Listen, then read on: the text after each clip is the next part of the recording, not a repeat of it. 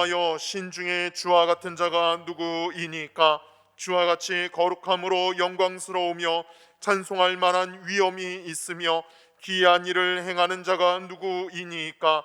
주의 인자하심으로 주께서 구속하신 백성을 인도하시되 주의 힘으로 그들을 주의 거룩한 초소에 들어가게 하시나이다.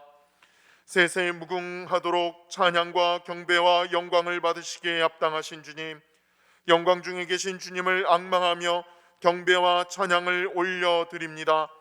거룩하신 성삼위일체 하나님께서 친히 이곳에 임재하셔서 우리가 드리는 예배를 기쁘게 받아 주옵소서. 오늘도 하나님께서 베풀어 주실 은혜를 간절히 사모하는 모든 성도들에게 진리의 말씀과 한량없는 은혜로 채워 주옵소서. 연약한 심령을 강건하게 하시며 고단한 자에게는 새해 힘을 주시고 상처난 마음은 치료의 손길로 어루만져 평안을 주옵소서. 예수님의 이름으로 기원하옵나이다. 아멘.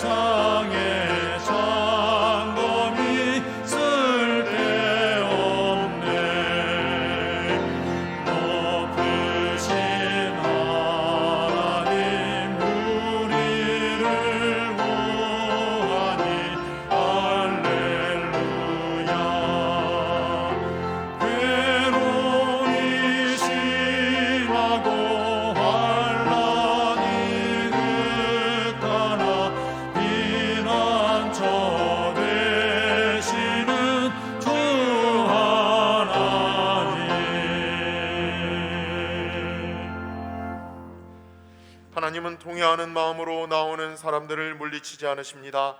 이제 우리 모두 함께 진정으로 우리들이 저지른 죄를 뉘우치고 고백합시다. 죄인인 우리를 구원하시려고 독생자를 보내주시고 자녀 삼아 주시며 저희를 매일 매 순간 생명의 복된 길로 인도해 주신 은혜의 하나님께 감사드립니다. 저희는 주님의 은혜가 아니면 단 한순간도 살 수 없는 존재이건만 너무나도 쉽게 그 은혜를 잊고 살았습니다. 형통할 때는 내가 잘나서 그런 줄 알았고 성공했을 때에는 내 능력이 많아서 그렇게 되었다고 자랑했습니다. 하나님 없이도 얼마든지 잘 살 수 있노라며 교만한 말을 하기도 했습니다. 하나님, 이 모든 죄를 회개합니다. 저희의 무지와 어리석음과 교만을 용서해 주옵소서. 예수님의 이름으로 이 고백의 기도를 드립니다. 아멘. 다윗이 나단에게 이르되 내가 여호와께 범죄하였노라 하매 나단이 다윗에게 말하되 여호와께서도 당신의 죄를 사하셨나니 당신이 죽지 아니하려니와. 아멘. 하늘이 하나님의 영광을 선포하고 궁창이 그의 손으로 하신 일을 나타내는도다. 언어도 없고 말씀도 없으며 들리는 소리도 없으나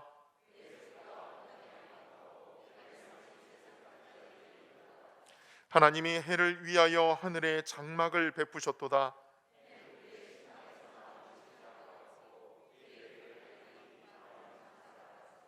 하늘 이 끝에서 나와서 하늘 저 끝까지 운행하며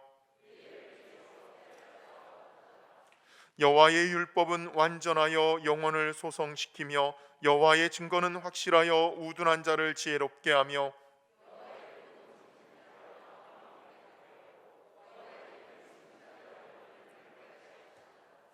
여호와를 경외하는 도는 정결하여 영원까지 이르고 여호와의 법도 진실하여 다 의로우니 금 곧 많은 순금보다 더 사모할 것이며 꿀과 송이꿀보다 더 달도다. 아멘.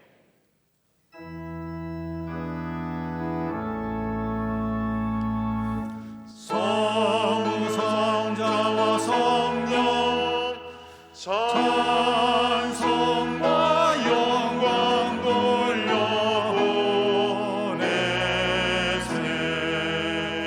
태초로 지금까지 또 영원 무궁토록 성삼위께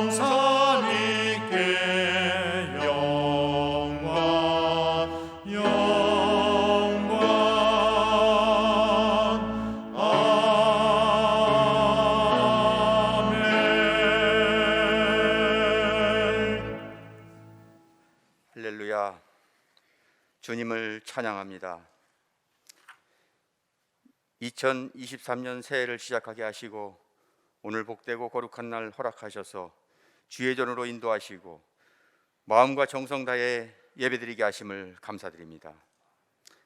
하나님, 우리 모두는 하나님 앞에 의롭지 못한 죄인들입니다. 특별히 하나님, 지난 한 해를 되돌아볼 때 부족하고 죄스러운 것들 가득합니다. 주님이 자녀답게 살지 못했던 것 회개합니다. 용서하여 주시옵소서. 예수님을 바라보며 말씀과 성령의 인도하심으로 따라 살아갈 수 있도록 선한 손으로 하나님 붙잡아 주옵소서.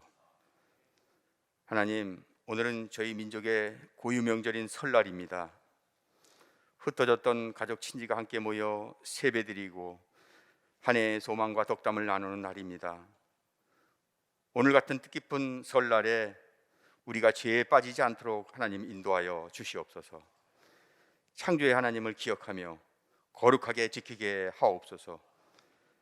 고향을 오가는 길도 안전으로 하나님 보호하시어 아무 사고 없도록 인도하여 주시옵소서. 일마다 또 때마다 우리 민족을 지켜주신 하나님의 은혜에 감사하며 예배하는 선민이 되기를 간절히 소망합니다. 온 백성이 하나님 한 분만 경외하며 하나님께서 주시는 축복을 마음껏 누리는 하나님의 나라가 되게 하옵소서. 하나님의 놀라운 은혜 가운데 평화적인 통일을 하나님 허락하여 주시고 복음의 빚진 자로서 주님을 바라보며 간절함과 절실함으로 복된 사명을 다하는 민족 삼아 주시옵소서. 하나님, 76년 전 이곳에 주님의 몸된 노년교회를 세우셔서 지금까지 전심으로 예배하게 하심을 감사를 드립니다. 날마다 하나님 구원 사역을 잘 감당하는 복된 교회로 삼아주시고 하나님, 코로나로 위축되었던 예배와 기도와 친교 등 모든 주의 일이 속히 회복되게 하옵소서. 특히 다음 세대에게는 꿈을 주는, 또 젊은 세대에게는 미래가 보이는 말씀으로 성장하는 교회다운 교회가 되게 하옵소서.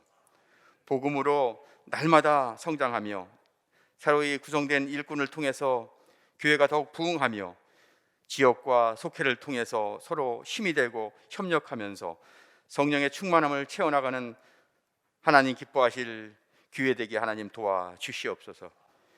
여러 가지 고난과 또 어려움 가운데 힘겹게 살아가고 있는 성도들을 하나님 위로하여 주시고 주님의 강한 손으로 붙잡아 주시옵소서. 힘들었던 병마와 어려움 속에서 능히 이겨내고 깨끗하게 치료받게 하여 주시옵소서. 우리 하나님, 이 시간에도 캄보디아의 노년 포첸통교회와 우리 70주년 기념으로 분리 개척한 별빛 사랑교회와 나무 십자가교회와 기쁜 우리 교회와 우리 선교사님들, 목사님, 우리 성도님들의 수고와 헌신을 하나님 기억하시고 축복하여 주시옵소서. 하나님 기뻐하시는 세상의 빛과 소금의 역할을 감당하는 교회들이 다 되게 하여 주시옵소서. 하나님, 이 시간에 생명의 말씀을 전하실 담임 목사님에게 하나님 성령님께서 함께하여 주시어서 성령 충만함으로 강건하게 하시고 은혜의 말씀이 선포되도록 붙잡아 주시옵소서. 듣는 우리 성도들 각자의 삶 속에 뿌리 내려서 새롭게 깨우침으로 변화된 삶, 승리의 삶으로 이끌어 주시옵소서. 정성으로 준비한 우리 찬양대, 또 우리 또 헌금 찬양까지도 하나님 기뻐 받아 주시옵소서. 우리와 죽기까지 함께 하시겠다고 약속하신 구원자 되신 예수 그리스도 이름 받들어 감사하며 기도 올리옵나이다. 아멘. 하늘에 계신 우리 아버지여, 이름이 거룩히 여김을 받으시오며 나라가 임하오시며 뜻이 하늘에서 이루어진 것 같이 땅에서도 이루어지이다. 오늘 우리에게 일용할 양식을 주시옵고 우리가 우리에게 죄 지은 자를 사하여 준 것 같이 우리 죄를 사하여 주시옵고 우리를 시험에 들게 하지 마시옵고 다만 악에서 구하시옵소서. 나라와 권세와 영광이 아버지께 영원히 있사옵나이다. 아멘.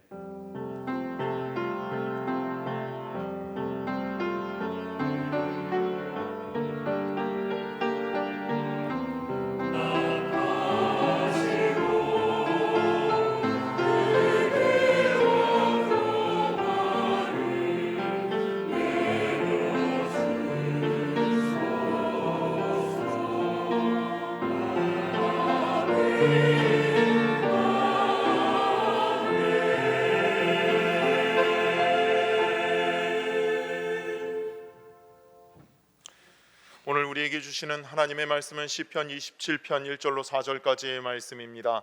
시편 27편 1절로 4절까지의 말씀 제가 봉독하겠습니다. 여호와는 나의 빛이요 나의 구원이시니 내가 누구를 두려워하리요. 여호와는 내 생명의 능력이시니 내가 누구를 무서워하리요. 악인들이 내 살을 먹으려고 내게로 왔으나 나의 대적들 나의 원수들인 그들은 실족하여 넘어졌도다.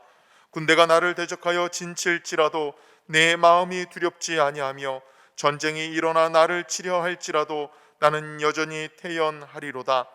내가 여호와께 바라는 한 가지 일 그것을 구하리니 곧 내가 내 평생에 여호와의 집에 살면서 여호와의 아름다움을 바라보며 그의 성전에서 사모하는 그것이라. 아멘.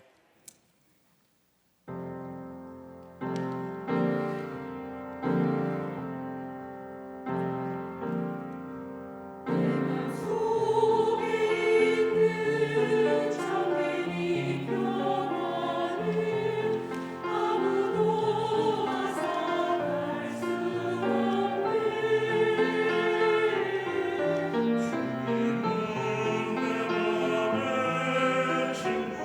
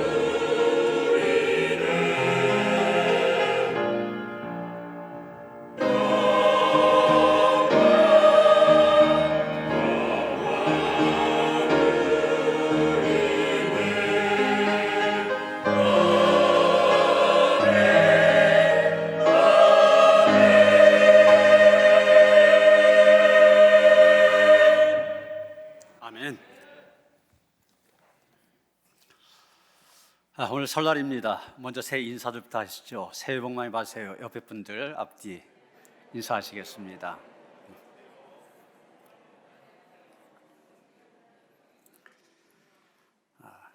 오늘 설날 맞아서 사람들 새해 인사 이렇게 하시고 또 그러면서 또 새해 소원을 빌기도 합니다. 신문에 보니까 서울 남산골 한옥마을에는 이런 보시는 것처럼 소원나무가 만들어져 갖고 저렇게 자기가 소원한 것들 적어갖고 저기다 이렇게 끼워 넣는다고 합니다. 그러면서 새해 소원을 빌기도 합니다. 여러분, 음력 설이지만 다시 한번 새해를 맞이하면서 오늘도 나름대로 소원을 갖고 하나님 앞에 기도하기도 할 것입니다.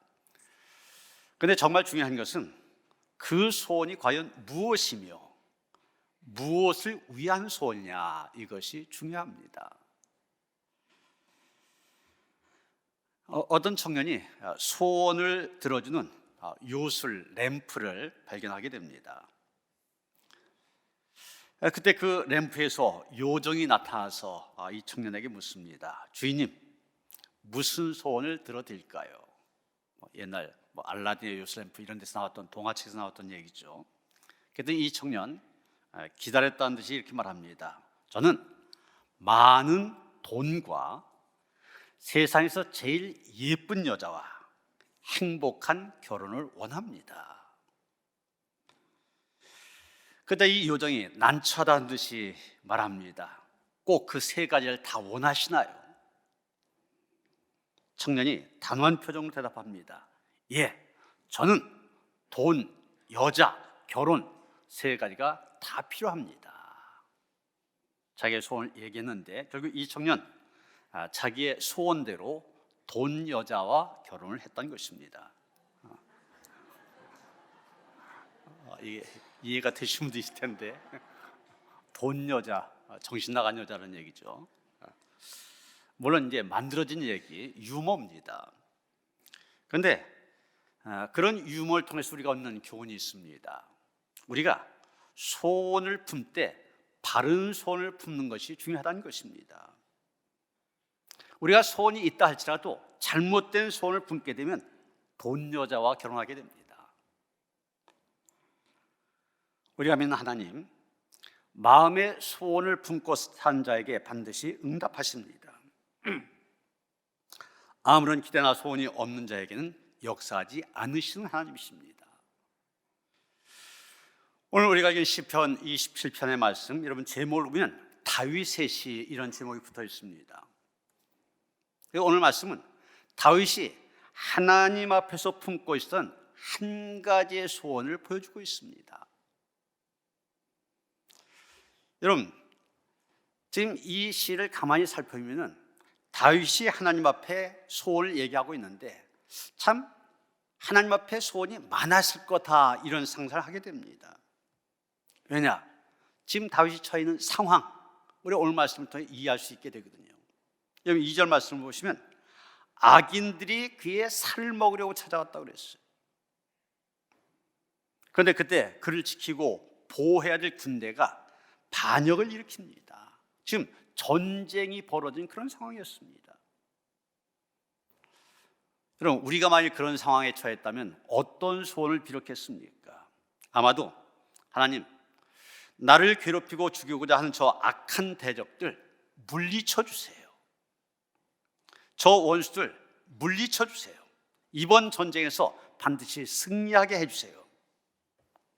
이런 것들 구했을 겁니다. 지금 상황이 어려운 상황이니까 구할 것도 굉장히 많았을 것 같지 않습니까? 그런데도 놀랍게도 다윗은 내가 여호와께 바라는 한 가지 일이 있다, 그렇게 얘기하고 있습니다. 한 가지 그의 소원을 고백하고 있습니다. 그게 뭡니까? 4절 말씀입니다. 내가 여호와께 바라는 한 가지 일, 그것을 구하리니 곧 내가 내 평생에 여호와의 집에 살면서 여호와의 아름다움을 바라보며 그의 성전에서 사모하는 그것이라. 지금 다윗이 소원을 얘기하고 있는데 이 소원 일시적인 것이 아닙니다. 이 원어를 보면 문법적으로 계속적으로 지속적으로 간구했던 소원을 얘기한 것입니다. 이때뿐만이 아니라 지금 다른 때와는 달리 절박한 상황 속에 처해 있습니다. 그러나 그런 상황 속에서 다윗은 자기의 안전이라든지 전쟁에서의 승리를 구하지 않았습니다. 그 절박한 상황에서도 그에게 한 가지 소원이 있었는데, 말씀드린 것처럼 이전부터 쭉 가지고 왔던 한 가지 소원이 있었는데, 그게 무엇이냐? 여호와의 집에 살면서 하나님의 아름다움을 바라보는 것, 바로 그것이었습니다. 하나님의 아름다움이 무엇입니까? 바로 자기에게 베푸신 은혜와 사랑을 가리킨 것입니다. 이세 아들 8명이나 되는 아들들 가운데서 막내, 가장 부족한 자신에게 은혜를 베풀어 주셔서 넘치는 축복으로 채워주신 하나님의 사랑, 잊을 수가 없었습니다. 그래서 다윗은 하나님의 성전에서 주님만을 삼으며 산 것, 그것을 자기의 한 가지 소원으로 고백하고 있는 것입니다. 정말 우리가 성경을 보면은 다윗의 신앙생활의 중심은 왕궁이 아니라 하나님의 성전이었던 것을 보게 됩니다. 그는 언제나 하나님의 성전을 자기의 모든 통치와 삶의 중심으로 여겼습니다. 그래서 이 다윗이 왕이 되고 나서 제일 먼저 한 일이 무엇입니까? 법궤, 바로 하나님의 임재의 상징 아닙니까? 이 법궤를 다윗성으로 모셔오는 일, 왕이 되면서 첫 번째 한 일입니다. 그 법궤가 성으로 들어올 때 그는 왕의 체면이나 자존심까지도 다 내려놓았습니다. 이 바지가 내려가는 줄도 모르고 모든 신하와 백성들 앞에서 춤을 췄습니다. 그만큼 다윗은 하나님의 임재와 하나님이 거하시는 성소를 최고로 여겼던 것입니다. 그리고 요즘 우리가 새벽 기도에서 역대기서를 계속 보고 있는데, 요즘에 보고 있는 내용이 바로 그겁니다. 자신 지금 백향목으로 지은 궁궐에 거하면서 법궤가 초라한 장막 안에 있는 것이 너무나 안타까웠습니다. 그래서 성전 세우기를 사모합니다. 그런데 하나님께서는 너는 전쟁을 통해서 피를 너무 많이 흘렸기 때문에 내 손으로 성전 지을 수 없다, 성전 짓는 것을 허락하지 않으셨습니다. 그런데 다윗은 어떻게 했습니까? 그렇게 사모한데도 짓지 못하게 하시지만 그것에 대해서 원망하나 불평하지 않았습니다. 최선을 다해서 자기가 있는 자리에서 성전 지을 준비를 합니다. 넘치도록 최고의 예물을 올려드립니다. 그래서 아들 솔로몬이 성전을 완성하는데 조그만큼 어려움이 없도록 모든 준비를 다 해줍니다. 여러분, 무엇을 말하는 것입니까? 다윗은 항상 성전을 최고로 여겼다는 것입니다. 그래서 우리가 너무나 잘 아는 시편 23편, 여호와는 나의 목자시니, 이 시 아닙니까? 여호와는 나의 목자이심을 고백하면서 마지막 6절에 가서 뭐라고 얘기합니까? 내 평생의 선하심과 인자하심이 반드시 나를 따르리니 내가 여호와의 집에 영원히 살리로다. 여호와의 집에 영원히 살리로다. 그의 고백입니다. 그의 평생의 소원은 하나님의 집에 영원히 산 것입니다. 하나님의 집에 영원히 살고 싶다. 무슨 얘기입니까? 이걸 다르게 표현한다면 나는 하나님을 기쁘시게 하는 예배자로 살겠다는 고백입니다. 난 평생의 삶을 하나님 앞에 예배자로 살겠다는 것입니다. 지금 이 시편 27편의 상황도 그렇지만 다윗은 세상에서는 악인들로부터 고통을 당하기도 하였고 대적들에게 목숨의 위협을 느끼는 그런 상황도 있었습니다. 그러나 그런 상황 속에 다윗에게는 분명한 믿음이 있었습니다. 하나님이 나와 동행하고 계시다. 이 믿음이 분명했습니다. 원수들, 대적들, 하나님께서 그들을 막아주시고 물리쳐 주실 것을 확신했습니다.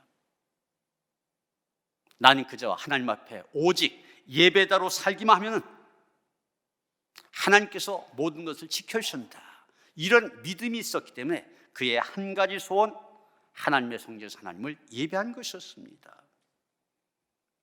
이것이 다윗, 참 인간적으로 보면은 밧세바와 같은 그런 여러 가지 죄도 지은 사람입니다. 그랬던 다윗이 하나님께서 내 마음에 맞는 자다, 최고의 찬사를 들을 수 있던 비결이 되기도 한 것입니다. 그렇습니다. 그의 평생의 소원, 하나님의 집에 영원히 사는 것입니다. 다른 말로 평생 동안 하나님을 기쁘시게 하는 예배자로 살겠다는 것입니다. 여러분, 여기서 중요한 것, 그의 소원이 한 가지였다고 하는 것입니다.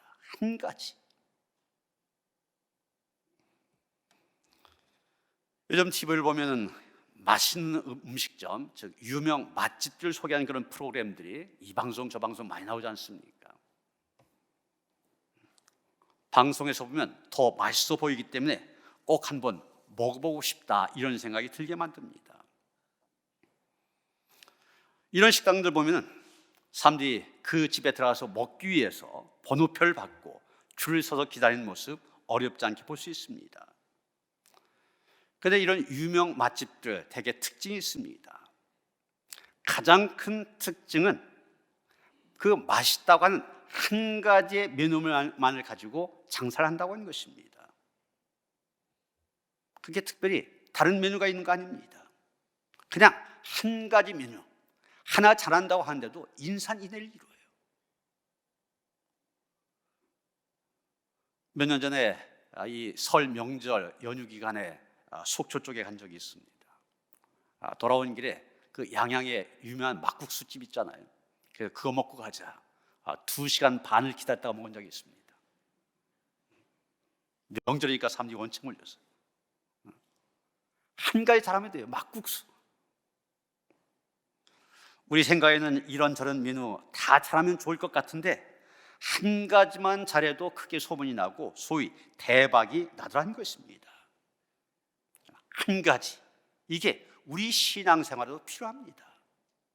다시 말해서 우리의 신앙생활에 있어서도 한 가지에 집중한 것이 필요하다는 것입니다. 토저 목사님이라고 계시는데 이런 말을 하였습니다. 우리는 짜증스러울 정도로 복잡한 현대 문명 사회 속에서 살아가고 있다. 이런 세상을 살아가면서 중요한 것과 그렇지 않은 것을 지혜롭게 구별하지 않으면 인생의 실패자가 될 수 있다. 사소한 것들을 중요한 것이라고 착각하고 거기에 매달리다 보면 파멸을 자초하게 된다. 왜냐하면 사소한 것들의 홍수에 빠져 죽을 것이기 때문이다. 지금 사소한 것들이 당신을 둘러싸고 있느냐? 만약 그렇다면 그것들이 당신의 몸과 마음을 압사시키기 전에 빨리 거기서 빠져나오라. 가장 중요한 것 한 가지를 찾을 수 있어야 된다는 얘기입니다. 이런 퀴리브인이라고 초등학교 교과서부터 나오는 분이 있지 않습니까? 이분이 평상시에 굉장히 가죽 옷을 원했었습니다. 그런데 남편이 생일 선물로 그걸 사줬어요. 굉장히 기뻐하면서도 그녀는 이렇게 말합니다. 여보, 이런 옷은 사주지 않아도 돼요. 나는 당신만 내게 있으면 그저 기쁘답니다. 당신이라고 한 존재가 내게 가장 큰 선물이에요. 당신에게 가장 귀한 존재입니다. 이 말, 그 남편 얼마나 그 말에 기뻐했겠습니까? 토마스 아퀴나스 그러면은 중세기의 위대한 신학자, 어떻게 보면 지금의 기독교 신학의 뼈대를 세운 사람이다, 이렇게 볼 수가 있습니다. 성 어거스틴과 함께 중세시대 양대 산맥입니다. 한번 이 아퀴나스가 깊은 기도에 빠졌을 때 예수님이 나타나셔서 이렇게 말씀하십니다. 아퀴나스야, 내가 나를 위하여 수고를 참 많이 했구나. 또 내가 한 일들 하나가 참 잘하였다. 이제 내가 너의 소원을 하나 들어주고 싶구나. 내가 원하는 것이 무엇인지 내게 말하라. 주님께서 이 아퀴나스가 갖고 싶은 것 다 주겠다는 겁니다. 내 소원을 말하는 겁니다. 근데 이 아퀴나스 더 생각해 볼 것도 없다는 듯이 즉시 대답합니다. 주님, 제가 원하는 것은 오직 주님뿐입니다. 주님만을 더 충만히 갖기를 원합니다. 여러분, 다윗의 소원 한 가지였습니다. 그것은 아퀴나스처럼 오직 하나님, 바로 그것입니다. 이것이 우리의 소원이 되어야 됩니다. 그래서 우리는 이렇게 찬양합니다. 나 주님의 기쁨 되기 원하네. 내 마음을 새롭게 하소서. 새부대가 되게 하여 주사 주님의 빛 비추게 하소서. 내가 원하는 한 가지 주님의 기쁨이 되는 것. 내가 원하는 한 가지 주님의 기쁨이 되는 것. 여러분, 다윗이면 하나님, 도대체 어떤 분이시기 때문에 다윗은 오직 하나님 한 분만을 소원으로 얘기하고 있습니까? 오늘 본문 1절 보면 다윗은 말합니다. 여호와 나의 빛이시오 나의 구원이시니 내가 누구를 두려워하리요? 여호와는 내 생명의 능력이시니 내가 누구를 무서워하리요? 다윗은 하나님께서 자신의 인생의 어둠을 밝히시는 빛이라고 믿었습니다. 또 어떤 상황에서 자기를 구원해 주시는 분임을 믿었습니다. 원수들 앞에서도 상을 베푸시는 생명의 능력이 되심을 믿었습니다. 그래서 다윗 그 절박한 상황에서도 다른 아무것도 구하지 않았습니다. 오직 한 가지 하나님만을 구했던 것입니다. 여호와는 나의 빛, 이 표현은 다윗이 어둠의 때가 있었음을 전제하고 있는 표현입니다. 그럼 여러분, 다윗에게서 어둠의 때 언제였습니까? 어떻게 보면 이것이 이 시편 27편이라고 하는 시를 쓰게 된 배경이 되기도 합니다. 학자들은 여러 가지를 얘기합니다. 이 시편 27편, 다윗이 왕권을 받기 이전, 다시 말해서 사울로부터 살해의 위협을 당하던 그 시기에 지은 것으로 보고 있습니다. 사울이 죽인 자는 천천히요 다윗이 죽인 자는 만만이다. 백성들이 노래하니까 이 사울에게 시기심이 생겼지 않습니까? 그래서 사울이 군사들을 이끌고 이 다윗을 죽이겠다 쫓아다닙니다. 바로 그 죽음의 위협 속에서 도망 다니던 그때를 가리킨다, 이렇게 얘기하고 있습니다. 또 다른 학자들은 아마 아들 압살롬이 반역을 일으킨 시대에 지어진 것으로 보고 있기도 합니다. 아들 압살롬이 반역을 일으키니까 이 옛날 임진왜란때 선조 대왕이 의주로 피난 갔던 것처럼 이 다윗도 피난을 가지 않습니까? 바로 그때다, 이렇게 본 것입니다. 분명한 것은 다윗이 그를 대적한 악인들과 원수들 때문에 또 군대와 전쟁으로 인하여 두려움과 무서움이 극심한 때, 그때 이 시를 통하여서 하나님께 기도하며 찬송했다는 사실입니다. 다윗이 그렇게 할 수 있었던 이유가 무엇입니까? 하나님의 구원에 대한 강한 확신이 있었기 때문입니다. 다윗은 하나님의 구원에 대한 강한 확신을 여호와는 나의 빛, 이 말로 표현하고 있는 것입니다. 인디언들에게 전해진 우화 가운데 이런 이야기가 있습니다. 이 해는 햇빛을 비추잖아요. 그러니까 어둠이라는 걸 모릅니다. 어둠을 이해하지 못합니다. 그래서 별이 이 해를 데리고 아주 컴컴한 굴로 들어갔습니다. 그런데 분명 컴컴한 어둠이 있었던 굴이었지만 해가 들어서자마자 어떻게 됩니까? 어둠이 완전히 사라져버립니다. 그래서 굴에 들어가서도 해에게 어둠을 보여줄 수 없었다, 그런 얘기입니다. 여러분, 무엇을 얘기한 겁니까? 해가 있는 곳에는 어둠이 전혀 없습니다. 해가 가는 곳이면 어디서나 어둠은 물러가고 빛으로 가득 차게 됩니다. 왜? 해 자체는 어둠이 없기 때문입니다.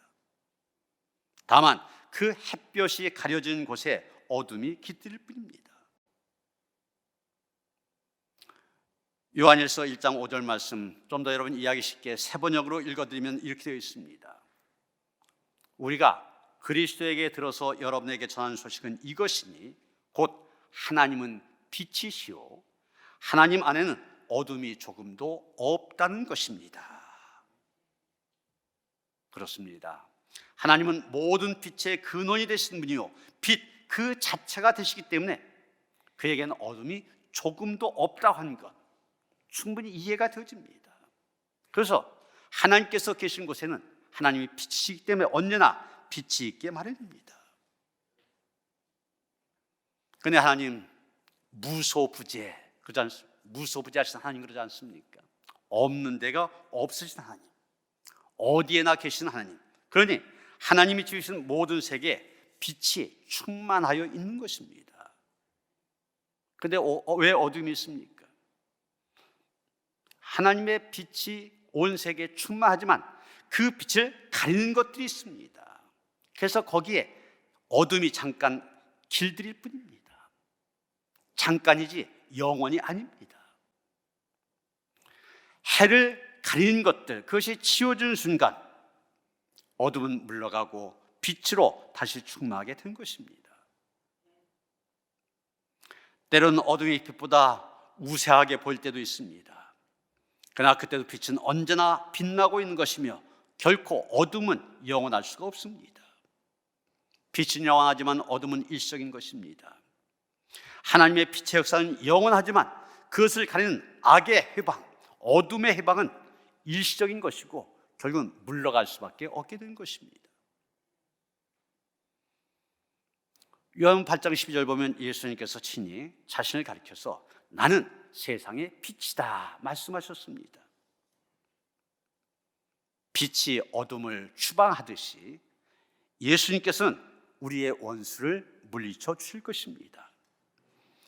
주님께서 나를 둘러싸고 있는 여러 가지 어둠을 몰아내시고 우리에게 구원과 기쁨과 평강을 주실 것입니다. 어떤 무서운 세력이 몰려와도 빛이신 주님으로 말미암아 나는 승리하게 될 것입니다. 비록 사망의 음침한 골짜기를 걷는다 할지라도 빛이 있다면 두려워하지 않습니다. 빛은 모든 좋은 것을 상징하고 있습니다. 빛은 성경에서 기쁨과 완전 행복을 뜻합니다. 그러기에 주님은 내 생명의 능력이 되신 것입니다. 이런 성경 가운데 다윗의 생애에 대해서 가장 자세하게 기록하고 있는 것이 사무엘상 사무엘하입니다. 그런데 거기 보면 다윗은 오랜 세월 날마다 대적에게 시달리는 정말 곤고한 삶을 사는 것을 보게 됩니다. 늘 죽음의 어두운 그림자가 따라다녔고 흑암의 권세가 다윗을 쫓아다녔습니다.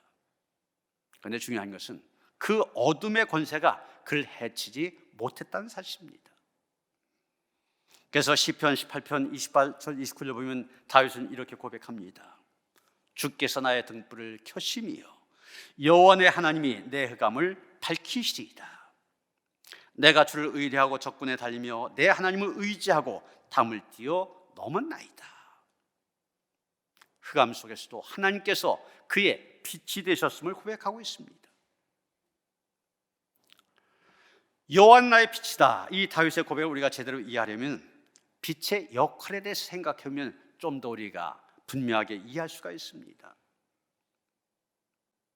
빛의 역할 첫 번째는 어둠을 밝히는 것입니다. 빛이 들어오면 어둠은 사라집니다. 빛이 들어오면 감추어진 것이 드러나고 모든 것을 볼 수 있게 됩니다. 빛은 있는 모습을 그대로를 보여줍니다. 흰 것은 흰 것으로, 검은 것은 검은 것으로 보여줍니다.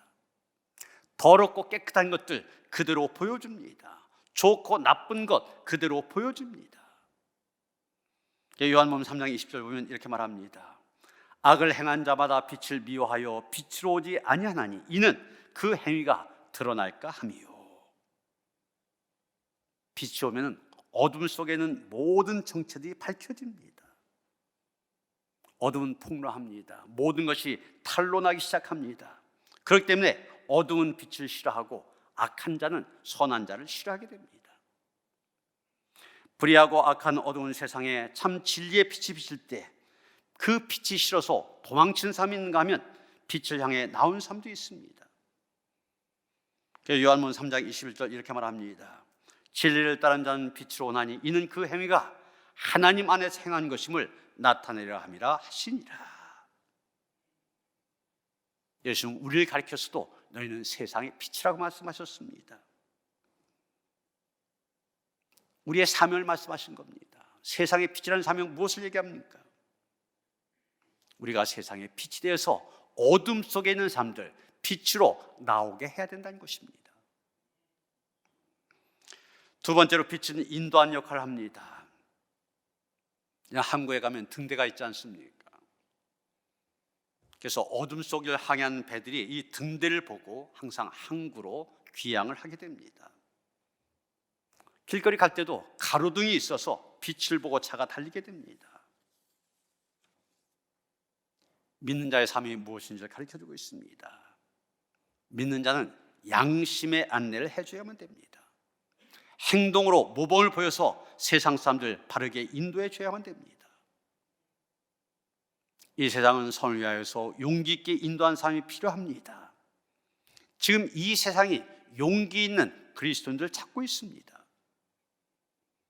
세상이 잘못되고 도덕이 타락하고 윤리가 무너지고 그래서 모든 세상이 악해질 때 그때에도 우리 믿는 사람들은 그리스도인들은 정의와 양심으로 빛이 되어 그들 인도해야 된다는 얘기입니다. 세 번째로 빛은 경고의 의미를 갖고 있습니다. 빛은 종종 앞에 있는 위험을 알려주는 신호를 합니다. 바다에 나가면은 이 암초 위에 신호등을 세우는 그런 경우가 있습니다. 그것을 보고 여기엔 암초가 있구나, 그걸 피해 가야 되겠구나, 이렇게 판단을 하게 만들어줍니다. 마치 위험한 곳에 빛을 보여서 위험을 피하도록 만들어주는 것 같이 우리가 빛을 비추는 말미암아 악한 자들의 멸망을 보여주고 불의한 자들의 양심을 비춰주면서 이렇게 계속하면 멸망의 길이라 알려주고 경고해줘야 된다는 얘기입니다.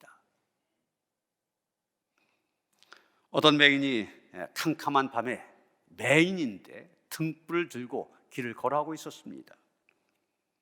그때 반대편에서 나그네 한 사람이 걸어오고 있었는데 가까이 와서 보니까 이 등불을 들고 오는 사람 맹인입니다. 그래서 나그네가 물었습니다. 아니, 당신은 맹인인데, 아무것도 보지 못한 맹인인데 무엇 때문에 등불을 들고 다닙니까? 그때 맹인이 대답합니다. 내가 걷고 있는 것을 알려주므로 다른 사람이 나와 부딪히지 않게 하기 위해서 내가 이 등불을 들고 다닙니다. 그렇게 얘기를 했다는 것입니다. 우리는 등불을 들고 세상 사람들을 비추면서 그들이 경고를 받도록 해야만 됩니다. 시편 84편 11절에 보면 여호와 하나님은 해요 방패시라, 여호와께서 은혜와 영화를 주시며 정직히 행한 자에게 좋은 것을 아끼지 아니하실 것이라 말씀하고 있습니다. 하나님은 빛이시기에 우리의 방패요 생명의 길로 인도하신 분이 되십니다. 그래서 우리는 실족지 않게 하십니다. 그 길을 잘 따라가야만 됩니다. 이제 헬렌 켈러, 듣지도 못하고 보지도 못하고 말하지도 못하는 삼중고의 인생을 살았다고 하는 이 헬렌 켈러의 이야기를 하면서 말씀을 마치려고 합니다. 이분이 쓴 글 가운데 3일 동안 볼 수 있다면, 이런 제목의 글이 있습니다. 3일 동안 볼 수 있다면. 이 글 속에는 그녀의 간절한 소원이 담겨 있습니다. 그녀는 말합니다. 만약 내가 사흘간 볼 수 있다면 첫날에는 나를 가르쳐준 설리번 선생을 찾아가 얼굴을 바라보겠습니다. 그리고 사랑하는 친구들의 얼굴을 바라보며 그대의 모습을 기억하겠습니다. 산에 올라 아름다운 꽃과 풀 그리고 빛나는 노을을 보고 싶습니다. 둘째 날에는 새벽 일찍이 일어나 먼동이 터온 모습을 보고 싶습니다. 그리고 뉴욕 시내의 번화가에서 사람들 틈바구니에 끼어 메트로폴리탄 박물관에 진열된 멋진 작품들을 감상하겠습니다. 저녁에는 영롱하게 빛나는 하늘의 별들을 보겠습니다. 셋째 날에는 아침 일찍 큰 길로 나가 출근하는 사람들의 활기찬 표정을 보고 싶습니다. 점심엔 아름다운 영화를 보고 어두워지면 화려한 네온사인과 상가에 진열된 상품들을 구경하겠습니다. 그리고 저녁에 들어와서 사흘간 눈을 뜨게 해주신 하나님께 감사의 기도를 드리고 싶습니다. 여러분, 이 헬렌 켈러의 시는 소원이었었지만 우리는 지금 일상생활 속에서 그것을 다 그런 삶을 살아가고 있지 않습니까? 우리에게는 일상적인 것이 그녀에게서는 간절한 소원이었습니다. 여러분, 우리의 간절한 소원이 무엇입니까? 인생은 누구나 소원을 가지고 살아갑니다. 그런데 과연 우리가 하나님께 바라는 한 가지 가장 중요한 소원, 그것이 무엇인가? 음력으로 새해를 살아가면서 우리의 소원을 다시 한번 뒤돌아보면서 다윗처럼 오직 하나님, 이것만이 우리의 한 가지 소원이 되어지시기를 주님의 이름으로 축원합니다. 다윗의 한 가지의 소원이 우리의 소원이 되어지길 원합니다. 새해를 시작하면서 우리의 소원 하나님께 기도하면서 우리도 다윗처럼 하나님 한 분만을 원합니다. 그 믿음으로 이 한 해를 살아갈 수 있게 하시고, 그렇게 살아가는 가운데 하나님의 은혜와 도우심, 하나님의 인도하심, 보호하심 경험하며 감사할 수 있는 저희들 되게 하여 주시옵소서. 예수 그리스도 이름 받들어 기도하여 싸움나이다. 아멘.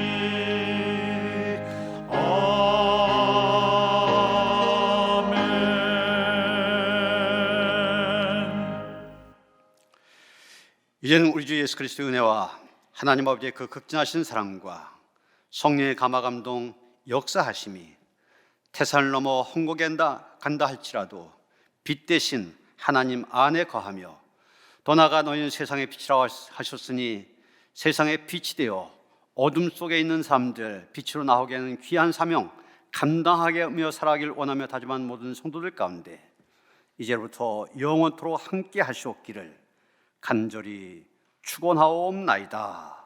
아멘.